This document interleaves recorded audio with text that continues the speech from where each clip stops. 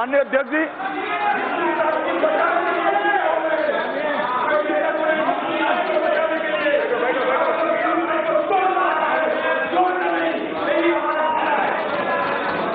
माननीय अध्यक्ष जी, ये कह रहे हैं कि ये तो बांग्लादेश से आए हुए लोगों को, तो ये भी बांग्लादेश से आए हुए लोगों के लिए भी है और नरसंहार रुका नहीं है मान्यवर।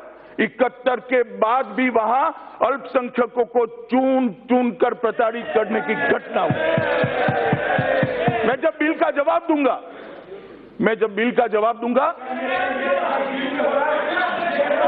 बिल पर ही कर रहा हूं मैं, आर्टिकल 14 पर ही बोल रहा हूं मैं। नहीं, आपने भी भाषण दिया था, आपने भी भाषण दिया था मान्यवर। उसके बाद में युगांडा से आए हुए सारे लोगों को इस देश में कांग्रेस के शासन में ही शरण दी गई, नागरिकता दी गई। तो फिर क्यों युगांडा करा? इंग्लैंड से आए हुए लोगों को क्यों नहीं करा? सब करने चाहिए थे, क्योंकि एक विशिष्ट रीजनेबल क्लासिफिकेशन के ग्राउंड पर युगांडा वालों को दिया गया था। दंडकारण्य का कानून लेकर आए, तब भी सबको नागरिकता दी। सिर्फ क्यों उस वक्त भी बांग्लादेश करा 59 में? क्योंकि रीजनेबल क्लासिफिकेशन के आधार पर किया था। मान्यवर श्रीमान राजीव गांधी जी ने आसाम एकॉर्ड करा, फिर से 71 तक के सभी लोगों को स्वीकार कर लिया। क्यों 71 के बाद के नहीं करे? क्योंकि एक कट ऑफ डेट नक्की हुई तो आर्टिकल 14 वहां अप्लाई नहीं होता था। आर्टिकल 14 वहां पर पूरी दुनिया से आए हुए ले लो भाई 71 से। और मान्यवर ऐसे समानता के अधिकार के कानून दुनिया भर के संविधान के अंदर है। मैं ढेरों संविधान को कोट कर सकता हूं। एक नागरिक यहां से वहां जाकर सिटीजनशिप ले ले, वो ग्रीन कार्ड देते हैं। किसके आधार पर देते हैं मान्यवर? जो ज्यादा निवेश करेगा, जो रिसर्च एंड डेवलपमेंट में कंट्रीब्यूट करेगा, इसको देते हैं। क्या समानता विकसित होती है? क्या नहीं होती है मान्यवर। एक रीजनेबल क्लासिफिकेशन के आधार पर होता है। और कई सारे कानून, इसको छोड़ दीजिए, मैं अभी बोलूंगा तो आपको अच्छा नहीं लगेगा, मगर समानता का आर्टिकल 14 का अगर आप जो मेरे विपक्ष के सदस्य मित्र करते हैं, ऐसा इंटरप्रिटेशन अगर समानता के कानून का करना है तो अल्पसंख्यकों के लिए विशेष अधिकार कैसे होंगे मान्यवर? बताइए मुझे। समानता का कानून अप्लाई वहां क्यों नहीं होता है?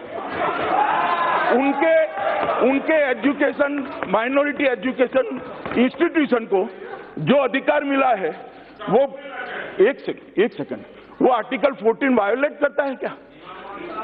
वो एक रीजनेबल, दादा बैठ जाइए दादा बैठ, अब मुझे सुनना पड़ेगा आपको।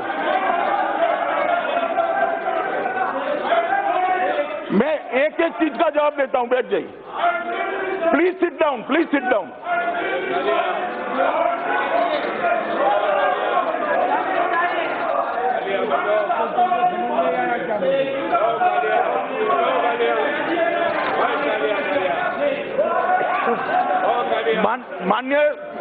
माननीय अध्यक्ष जी, ये मुझे ऐसे नहीं रोक सकते। ये सरकार को 5 साल के लिए चुना है, हमें सुनना पड़ेगा। इस तरह से नहीं चलेगा। माननीय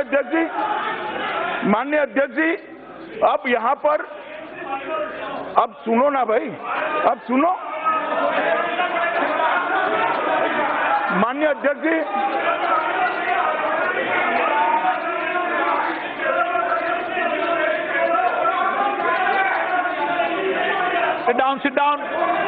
sit down.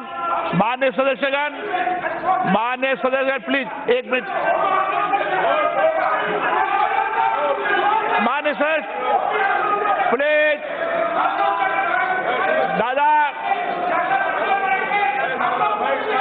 कल्याण जी, माननीय सदस्य अरे मत जवाब देना भाई, आप शांत हो भाई, बिगाड़ना है आपको भी बिगाड़ना है। माननीय सदस्य, एक मिनट गृह मंत्री, एक मिनट गृह मंत्री। माननीय सदस्यगण, जब आप माननीय सदस्य सब बोल रहे थे, जब मैं इधर से सदस्यों को सबको चुप करा रहा था, जब इस सदन को अगर चलाना है, अगर गंभीरता से चलाना है तो सवाल करो तो जवाब भी सुनना चाहिए। मैं आपको डिबेट के समय पर्याप्त अवसर दूंगा, ये मैंने आपको बताया है। बीच में कोई मान्य सदस्य गृह मंत्री जी के बीच में न अंकित होगा न उठे, ये मेरा आपसे आग्रह है मान्य गृह मंत्री जी। मान्य अध्यक्ष जी, अब जब रीजनेबल क्लासिफिकेशन के आधार पर इस देश में आर्टिकल 14 के रहते ढेर सारे कानून बने हैं, तो यह केस के अंदर एक कानून को लाने के लिए रीजनेबल क्लासिफिकेशन का आधार क्या है वो मुझे बताना चाहिए। और मैं जब बिल पायलट कर रहा हूं, बिल लेकर आता हूं, तो मेरा दायित्व है कि मैं सदन के सामने रीजनेबल क्लासिफिकेशन का माननीय सदस्य बात नहीं करें, आधार सदन के सामने रखूं। माननीय अध्यक्ष जी, इस बिल के अंदर भारत की जमीनी सीमाओं से सटे हुए 3 देश, अफगानिस्तान, बांग्लादेश और पाकिस्तान, क्यों नेपाल नहीं है? फिर माननीय सदस्य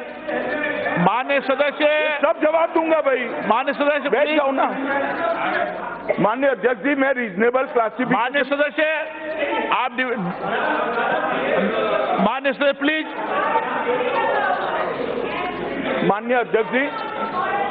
माननीय अध्यक्ष जी, मैं नेपाल का भी जवाब दूंगा, सबका जवाब दूंगा, मगर बिल जब चर्चा में आएगा तब।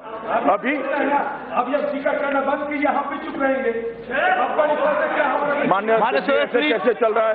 प्लीज माननीय सदस्य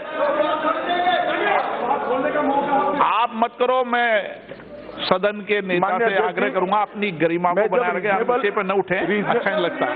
मौका देता इसके बाद मैं मौका देता हूं। मंत्री जी ठीक ठाक कर रहे हैं तो रिकॉर्ड में नहीं जाएगा। मंत्री जी ठीक ठाक कर रहे हैं तो हम लोग भी रहेंगे। मंत्री जी वो लखन रेखा क्रॉस कर जाएंगे तो हम लोग भी हाँ, माननीय सदस्य। हम लोग भी नहीं चलेंगे, हम लोग भी आप- वापस माननीय सदस्य। करके ही रहेंगे। माननीय आप सदस्य। 5 वर्ष मिनिस्टर रहेंगे और 5 बरस हम लोग वापस करेंगे। दादा जोश में क्यों? दादा संदेश पहुंच गया वहां तक आपका। धन्यवाद।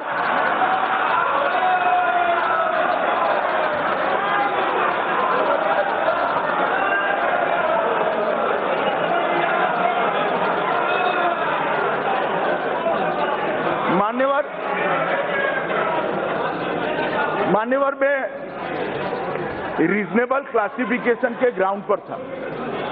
मान्यवर, रीजनेबल क्लासिफिकेशन का ग्राउंड क्या है?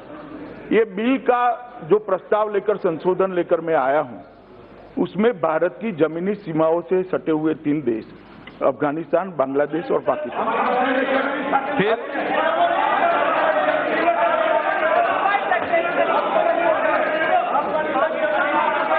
माननीय सबका अपना अपना मान्यवर, इनको सभी सदस्य कह रहे हैं भारत की 106 किलोमीटर जमीनी सीमा अफगानिस्तान से सटी हुई है। क्या आप, मैं रिकॉर्ड पर कह रहा हूं, उकसाने से कुछ नहीं होगा, रिकॉर्ड की बात है। मैं भूगोल को जानता हूं, इस देश की, मैं इस देश की भूगोल को जानता हूं, मैं यही कहूं। आए अभिनंदन जी। मान्यवर,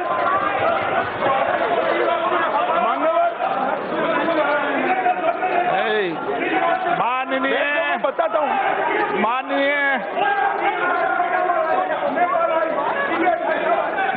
बैठ जाओ भाई, बैठ जाओ। कैसे बैठ जाए? आज मान्यवर, ठीक है, बैठ कैसे जाए? मान्यवर,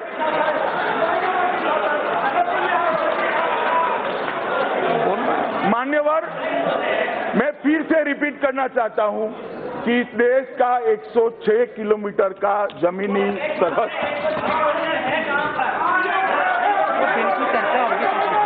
आप बिल की मान्य दादा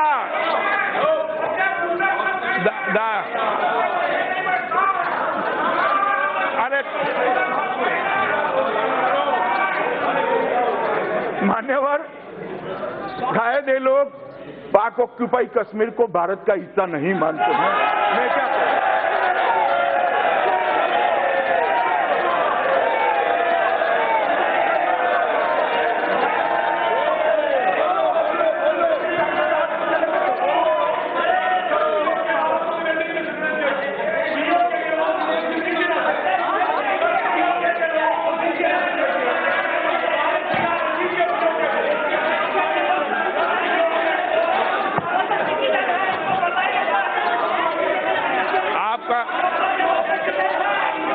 प्लीज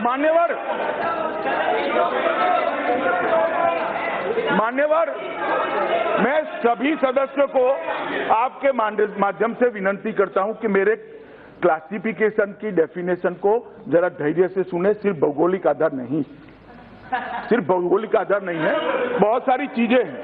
भौगोलिक आधार नहीं है ना, अरे वो भी एक है, वो भी एक है मान्यवर। अब ये जो 3 देश है, अफगानिस्तान, बांग्लादेश और पाकिस्तान, ये तीनों देश के संविधान को हमने बारीकी से देखना पड़ेगा अगर इस बिल के तत्व को समझना है। अखिलेश जी जल्दी समझ में नहीं आएगा।